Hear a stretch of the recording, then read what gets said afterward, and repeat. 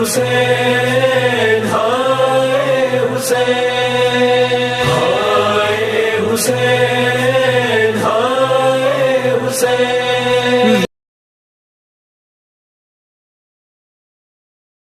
اعوذ باللہ من الشیطان اللعین الرجیم. بسم اللہ الرحمن الرحیم. الحمدللہ رب العالمین والصلاة والسلام علی سید الانبیاء والمرسلین سیدنا و نبینا مولانا و مقتدانا و حادینا و مولا الثقلین امام الحرمین کعبہ قوسین جد الحسن والحسین مولانا ابو القاسم محمد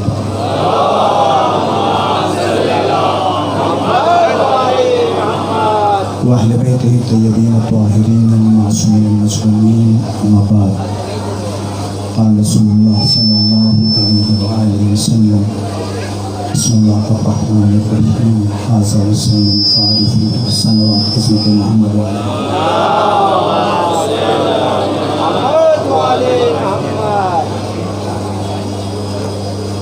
وقت بہت ہو چکا ہے اور ایسی کوئی گنجائش باقی نہیں ہے کہ جس میں میں کچھ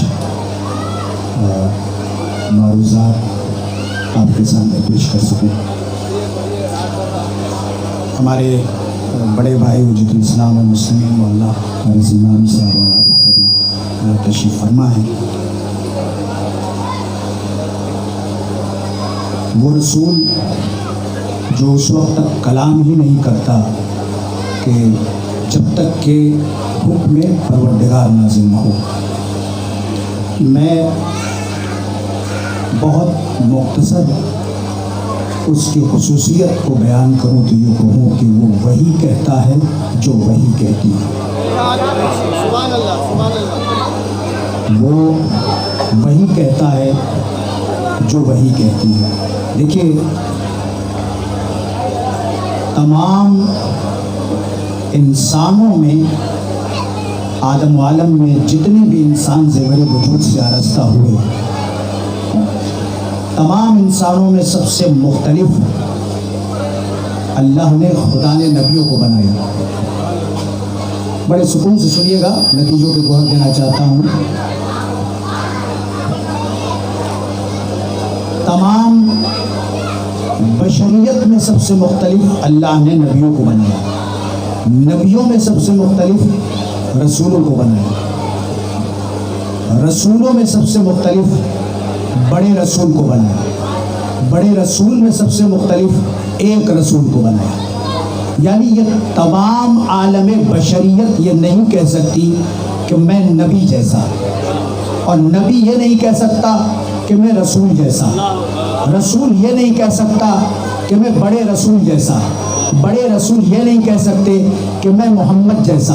تو یہاں رک کے کہنے کا دل چاہتا ہے کہ جب ہمذات یہ نہیں کہہ سکتا کہ میں محمد جیسا، تو بدذات یہ کیسے کہے گا کہ میں محمد جیسا. صلوات پڑھے گا محمد والے محمد پر.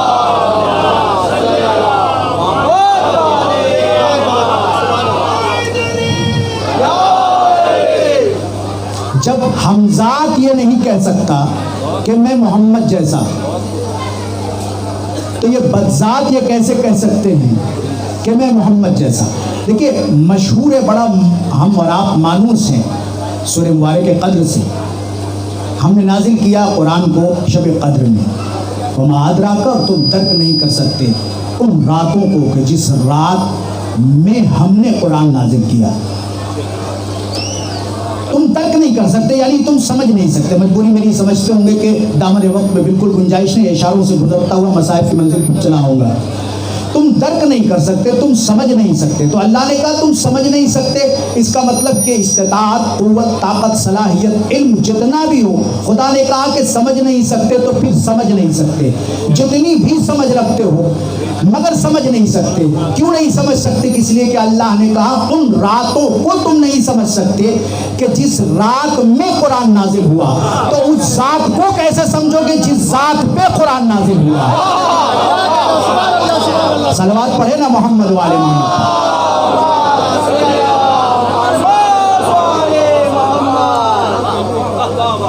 جب ان راتوں کو ہم نہیں سمجھ سکتے کہ جن رات میں قرآن نازل ہوا، تو اس ذات کو ہم کیسے سمجھ سکتے ہیں کہ جس ذات پہ قرآن نازل ہوا؟ محسوس کر رہے ہیں؟ یہ مسلمین کے، متوسلین کے، شاکرین کے، صالحین کے، عابدین کے، قانتین کے، موقنین کی جماعت کے سردار ہیں۔ ان کی عظمت یہ ہے کہ اگر آپ نے ان کی آواز پر اپنی آواز کو بلند کیا، ان کی آواز پر اپنی آواز کو بلند کیا، تو ہماری اور آپ کی باتیں ختم ہو جائیں گی۔ کتنے دن کی؟ 1 دن کی، 2 دن کی، 3 دن کی نہیں، ساری زندگی کی عبادت ختم ہو جائے گی۔ اس کا مطلب یہ ہے کہ عبادت احترام پیغمبر کا نام ہے۔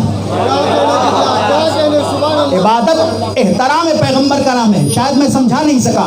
آپ دیکھیں جو بھی خشوع اور خضوع کے ساتھ ہم نماز پڑھتے ہیں، کانسیپٹ کیا ہے؟ ڈیو ٹو گاڈ، خدا کے لیے ہم مسجد میں آئے، قربتاً اللہ، اللہ کے تقرب کے لیے ہم نے مسجد میں قدم رکھا، سورہ پڑھا، آپ نے تمام ارکان کو بجا لایا، اور لانے کے بعد اتنی کمال کی وہ عبادت تھی کہ کعبے سے مس کیا ہوا مصلی آپ کے پاس تھا، زمزم سے وضو آپ نے کیا تھا، یہ تمام احتیاط کی منزل تھی۔ تو کتنی معراج پر یہ نماز جا رہی ہے، خشوع بھی ہے، خضوع بھی ہے، احتیاط بھی ہے، سب کچھ ہے۔ خدا کے قرب کے لیے آپ نے اللہ کی عبادت کیا، لیکن اگر بھول سے بھی آپ نے محمد اور آل محمد پر درود نہیں پڑھا تو کیا آپ کی نماز قابل قبول ہوگی؟ تو سب یہ کہیں گے کہ نماز چلی گئی۔ اس کا مطلب یہ ہے کہ اللہ ان کے بغیر نہ عبادتیں لیتا ہے، نہ اپنی جنت ہمیں دیتا ہے۔ صلوات پڑھے نا محمد والے محمد۔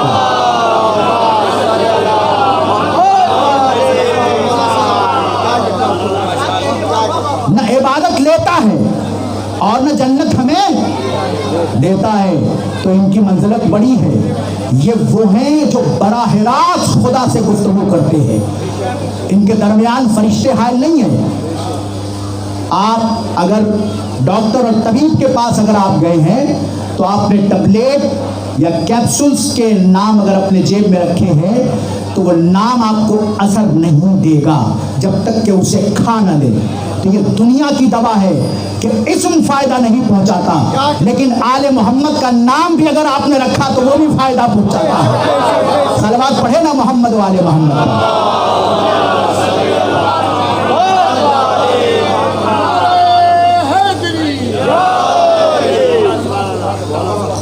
اسم بھی اگر رکھا آپ نے تو وہ اسم بھی مفادات کے دروازوں کو کھولتا ہے، اس لیے کہ یہ مظہر ذات الہیہ ہیں۔ یہ لفظوں میں نہیں آ سکتے، یہ دماغ میں نہیں آ سکتے، یہ سمجھ میں نہیں آ سکتے۔ اگر سمجھ میں آ جائے تو پھر یہ معصوم نہیں، یہ کسی کے سمجھ میں نہیں آ سکتے۔ ہم اسی لیے ان کو مانتے ہیں کیونکہ یہ خدا کے بھیجے ہوئے ہیں۔ ہم اپنے بھیجے کو نہیں مانتے، خدا کے بھیجے ہوئے کو مانتے ہیں۔ کیوں؟ اس لیے کہ اپنا بھیجا خطا کرتا ہے، خدا کا بھیجا ہوا غلطی نہیں کرتا۔ خدا کا بھیجا ہوا غلطی نہیں کرتا۔ چھوٹا سا ایک واقعہ اور پھر ربط مسائل۔ وہ ابابیل جو کنکریاں لے کر میدان میں آئی تھی، اس نے جہاں ڈالا دشمن ہلاک ہو گیا۔ بڑا باہوش مجمع میرے سامنے بیٹھا ہوا ہے۔ جہاں ڈالا دشمن ہلاک ہو گیا۔ کیا کسی دشمن تاریخ نے بھی یہ لکھا کہ کنکریوں نے خطا کیا؟ بڑی بڑی ٹیکنالوجی رکھنے والے ملک کے لوگ اس بات پر مجبور ہوتے ہیں کہ پریس نوٹ ظاہر کرتے ہیں کہ ہماری میزائل کا حملہ کہیں اور تھا، کہیں اور ہو گیا۔ میں معافی چاہتا ہوں، مگر اس دور کا خدائی ہتھیار، وہ چلانے والا ابابیل، جہاں اس نے ڈالا وہاں دشمن ہلاک ہو گیا۔ اب تو سمجھو کہ اللہ کا بھیجا ہوا جب پرندہ خطا نہیں کر سکتا تو اللہ کا بھیجا ہوا معصوم کیسے خطا کر جائے گا؟ صلوات پڑھے نا محمد والے محمد۔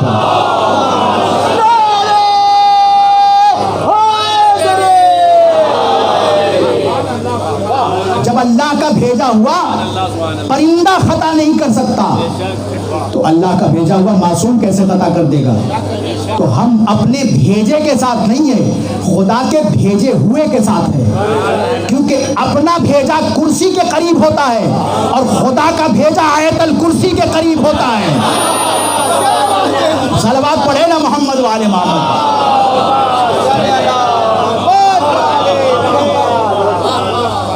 हम सब, अब हम पर इल्जाम है कि हम सहाबियों को नहीं मानते, नहीं, हम बहुत मानते हैं। बस इतना फर्क है कि हम किसी बुरे को सहाबी नहीं मानते।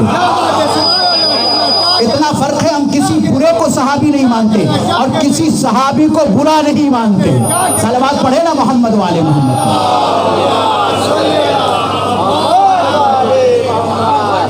हम उसे मानते हैं, हम उसे मानते हैं। आप जाए मशई में, वहाँ पे near about I think 95 kilometre का वो रास्ता, 100 किलोमीटर का रास्ता, आपने जो भी ख्याल, जो भी तसव्वुर, जो भी अरमान, जो भी तमन्नाएं आपके दिल में थी, वो सारी चीज़ें आपको राहों में पूरी हो जाती हैं। आपको पानी की ज़रूरत है, आपको पानी मिल गया।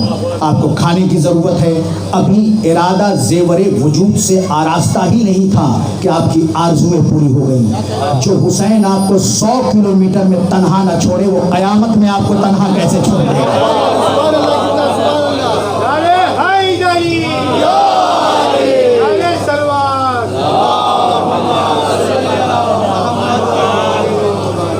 हम उसके मानने वाले हैं जो तन्हा नहीं छोड़ता।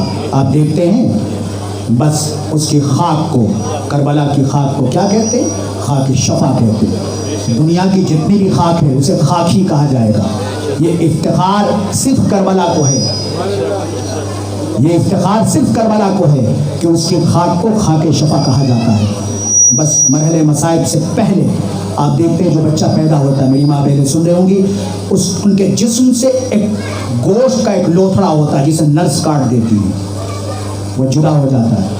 आज उसे क्या कहा जाता है? आज के टेक्नोलॉजी के ज़माने में उसे स्टीम सेल और लाइफ सेल कहा जाता है। क्यों कहा जाता है? कि मुस्तकबिल में ऐसी बीमारी होगी कि जिस बीमारी का कोई इलाज नहीं होगा, तो वो इलाज अल्लाह ने उस गोश्त के लोथड़े में रखा है। वो इलाज अल्लाह ने उस गोश्त के लोथड़े में रखा है, जो काट के अलग कर दिया जाता है। अब तो समझो कि जब खुदा ने हमारे जिस्म में हमारे लिए दवा रखी है, तो क्या करबला की खाक में शफा नहीं रखा होगा? सलवात पढ़े ना मोहम्मद वाले मोहम्मद।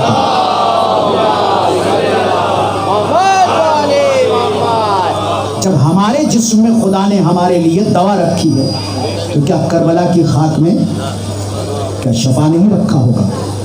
याद रखें, ये फर्श अज़ा, ये बड़ी चीज़। आप बड़े देर से यहाँ बैठे हैं, मगर जितने देर से आप यहाँ बैठे हैं, आपका दामन ऐसी चीज़ों से भरा है जो कोई भी आदमी उसे शुमार नहीं कर सकता। हम आप तो थक जाते हैं मातम करके, मगर एक बीवी है जो 1400 साल से हुसैन का मातम, 1400 साल से हुसैन का मातम कर, बस ये आखिरी जुलूस है, बड़ा मशहूर जुलूस है, दूर दराज से लोग आते हैं। मेरी माँ बहनें न जाने कितने देर से इंतज़ार करती हैं हमारियों का, खुदा उनकी आरज़ुओं को पूरी। सुबह आशूर जब हुसैन का अकबर गुलदस्ते आज़ान पर गया, कहो बेटा अल्लाह अकबर। हुसैन के अकबर ने अल्लाह अकबर की सदा बुलंद की। बस अल्लाह अकबर की सदा का बुलंद करना था कि एक मरतबा फिज़ा खैमे से आई और हुसैन के करीब आके कहती हैं, हुसैन के करीब आके कहती हैं कि ज़रा अपने बेटे से हुसैन कहो कि इतनी ज़ोर से आज़ान कहें कि खैमे में तुम्हारी बहनें सुन सके। मुश्किल कुछ का बेटा अपने बेटे के करीब गया जो 18 साल का कड़ियल जवान था। आप साहिब औलाद हैं, इस दर्द को महसूस कर सकते हैं। एक मरतबा आवाज़ दिया, ए अकबर इतनी ज़ोर से आज़ान कहो कि खैमे में हमारी बहन सुने। बस 18 साल के लिए अकबर ने अपने कानों से उंगलियां निकाली, अपने गले तक ले गए और लेके कहा, बाबा बड़ी प्यास लगी है, बाबा बड़ी प्यास लगी है, मगर आप तो इमाम हैं, आप तो साहिब मौजज़ा हैं, आप तो साहिब एजाज हैं, آپ کے پاس تو طاقت ہے, آپ کے پاس تو قوت ہے, بس اتنا کر دیجئے کہ خیمے میں آپ کی بہن سنے اور مدینے میں میری بہن سغرا سنے, مدینے میں میری بہن سغرا سنے. یا اللہ اکبر کی صدا جب مدینے میں پہنچی ہے تو سغرا نے اپنے آپ کو بستر سے گرا دیا اور گرا کے کہا نانی میرا بھیا آ گیا ہے, نانی میرا بھیا آ گیا ہے. اللہ اکبر, کتنی مصیبتیں اہل بیت اطہار پر پڑی ہے, کوئی بھی انسان بیان نہیں کر سکتا. ہاں میں اس کا تذکرہ کروں اگر اس کے چھوٹے بھائی کا ذکر نہ کروں. شام غریبہ میں سارے سروں کی جب گنتی ہو رہی تھی تو ایک ظالم بڑھا اور بڑھنے کے بعد سارے سروں کو گنا اور گننے کے بعد کہتا ہے کہ میں نے قتل تو 72 کیے ہیں مگر سر 71 کیے. ایک سر کو حسین نے اپنی زندگی میں دفن کر دیا. بس ظالم آگے بڑھے, جہاں نرم زمین دیکھتے تھے وہاں نیزہ مارتے تھے, جہاں نرم زمین دیکھتے تھے وہاں نیزہ مارتے تھے. ایک جگہ ظالم نے اپنے نیزے کو مارا, ننھی سی لاش اجھل کے باہر آ گئی, ننھی سی لاش باہر آ گئی. تو جیسے ہی باہر آئی تو ایک مرتبہ رباب جیسے ہی باہر آئی تو فضا نے کہا رباب تیرے بچے کی خیر, رباب تیرے بچے کی خیر. ہاں میرے دوستو, یہ لٹا ہوا قافلہ شام غریبہ کے بعد جب کوفے سے روانہ ہوا ہے اور جب یہ دربار میں پہنچا ہے, جب پہلی منزل تھی, سکینہ کھڑی تھی, وہ جن کے گھر میں قرآن کی آیت نازل ہو رہی ہے. سکینہ کھڑی ہے. ایک مرتبہ ظالم کوڑا مار کے پوچھتا ہے بتا تیرا نام کیا ہے. کئی مرتبہ اصرار کیا مگر نام بچی نہ بتا سکی. جیسے ہی نام کا نہ بتانا تھا ظالم آگے بڑھا, مارنا ہی چاہتا تھا کہ سید سجاد قریب گئے, کہ ٹھہر, اپنے بہن کے قریب گئے اور جانے کے بعد اس کے گلے سے جو رسی تھی اس کو ڈھیلی تھی. ایک مرتبہ آواز دیا کہ میرے بہن کا گلا اتنی تیزی سے بندھا ہے کہ لب تو ہل رہے ہیں مگر آواز نہیں آ رہی ہے, لب تو ہل رہے ہیں مگر آواز نہیں آ رہی ہے. اجرکم اللہ خیر الجزاء. آپ نے دیکھا کہ کتنی مصیبتیں جناب سیدہ پر, کتنی مصیبتیں جناب سکینہ پر, کتنی مصیبتیں اہل بیت اطہار پر پڑی ہے. شام کا وہ قید خانہ آپ دیکھتے ہیں نا, ذاکروں سے سنتے. میرے پاس ٹائم نہیں, وقت نہیں, دل چاہتا ہے کہ دل کھول کے پڑھوں مگر بہت دیر سے آپ انتظار کر رہے ہیں. جب بھی آپ مصائب, خطبہ, علماء اور ذاکروں سے سنتے ہیں تو ایک جملہ ضرور سنتے ہیں, شام کا زندان. قید خانے کے ساتھ زندان کا ضرور لفظ استعمال, اس پر غور کرنا. مصائب غور کرنے کی چیز ہوتی ہے. زندان کسے کہتے ہیں؟ جو قید خانے میں جو نشیب کی جگہ ہو اسے زندان کہا جاتا ہے. اہل بیت اطہار قید خانے کے نشیبوں میں تھے, جہاں سورج کی کرن بھی نہیں پڑتی تھی, ایسے جگہ پر تھے. آپ کو پتا ہے گرم پانی انہیں دیا جاتا تھا, گرم پانی دیا جاتا تھا. پانی کے پہنچنے کا تذکرہ تو ہے مگر کس نے پانی پیا اس کا ذکر نہیں ہے, اس کا ذکر نہیں ہے. آپ کو پتا ہے جناب سکینہ ایک کوزے کو لیتی تھی اور دوسرے کوزے میں گرم پانی پیش کرتی تھی, دوسرے سے تیسرے کوزے, اس طرح کر کے پانی کو ٹھنڈا کرتی تھی. اور پتہ ہے ٹھنڈا کر کے جناب سکینہ کیا کرتی تھی؟ ایک بیمار قیدی کی طرف دیکھتی تھی, اس کے پیر کی بیڑیاں سورج کی کرنوں میں اتنا گرم ہو جاتا تھا, اس سورج کی کرنوں میں جو گرم ہوتا تھا اس بیڑیوں پر پانی ڈال کر اسے ٹھنڈا کرتی تھی, اس بیڑیوں پر پانی ڈال کے ٹھنڈا کرتی تھی. اتنی مصیبتیں تھیں اہل بیت اطہار پر. ہاں میرے دوستو, اب رہائی کا پروانہ انہیں مل رہا ہے, مدینے جانے کا پروان مل رہا ہے. مگر ہاں اس سے پہلے مجلس کا انعقاد ہوا. یہ پہلی مجلس شام میں جو جناب زینب نے اس کو انعقاد کیا اور سارے شہداء کا سر آیا, سب پر ماتم کیا گیا مگر 2 سر ایسے آئے کہ جس پر رونے والا کوئی نہ تھا. تو ایک مرتبہ آواز دیا کیا اس کی ماں دنیا میں نہیں ہے؟ زینب کھڑی ہو گئی. اگر میں اپنے بیٹے کو روتی تو میرا ماں جائے کو کون روتا, میرے میں جائے کو کون روتا.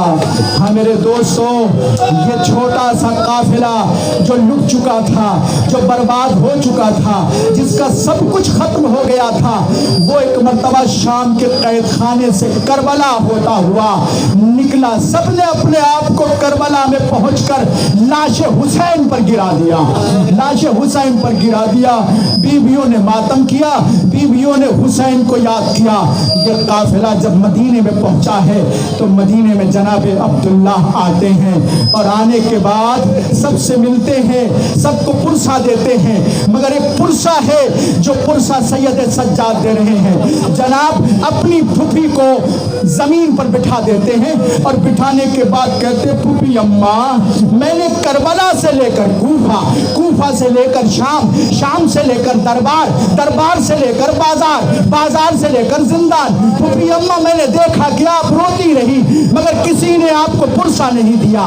آپ کو آپ کے بھائی کا پرسہ، آپ کو آپ کے بیٹے کا پرسہ۔ بس ایک مرتبہ زینب تڑپ گئی کہ بیٹا میں نے بھی تو دیکھا کہ تازیانوں کے علاوہ تمہیں کچھ نہ ملا، تمہیں بھی تمہارے باپ کا پرسہ، تمہیں تمہاری علی اکبر کا پرسہ، تمہیں تمہارے علی اصغر کا پرسہ۔ ایک مرتبہ پرسہ پیش کیا۔ اسی اسنا میں جناب عبداللہ داخل ہوتے ہیں، اور عبداللہ کہتے ہیں ایک مرتبہ سید سجاد سے، کہتے مولا جب سے جناب زینب گئی ہیں گھر کا تالا نہیں کھلا ہے، جناب زینب کو اجازت دے دیجئے۔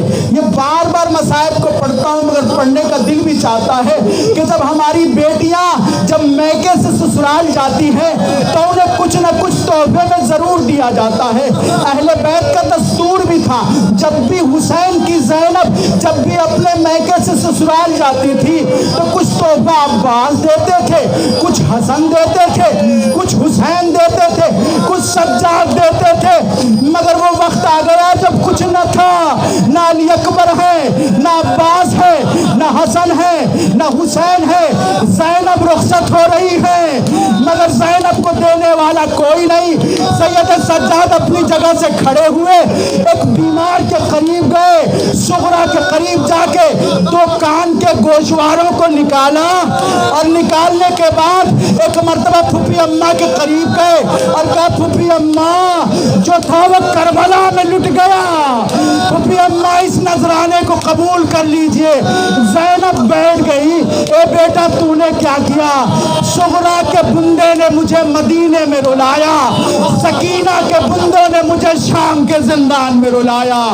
زینب چلی عباس نہ تھے، زینب چلی علی اکبر نہ تھے، زینب چلی حسین نہ تھے۔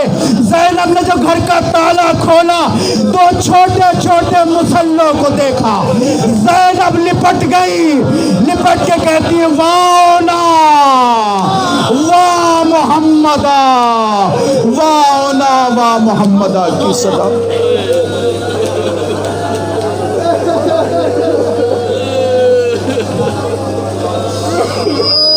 لعنة الله على القوم الظالمين وسيعلم الذين ظلموا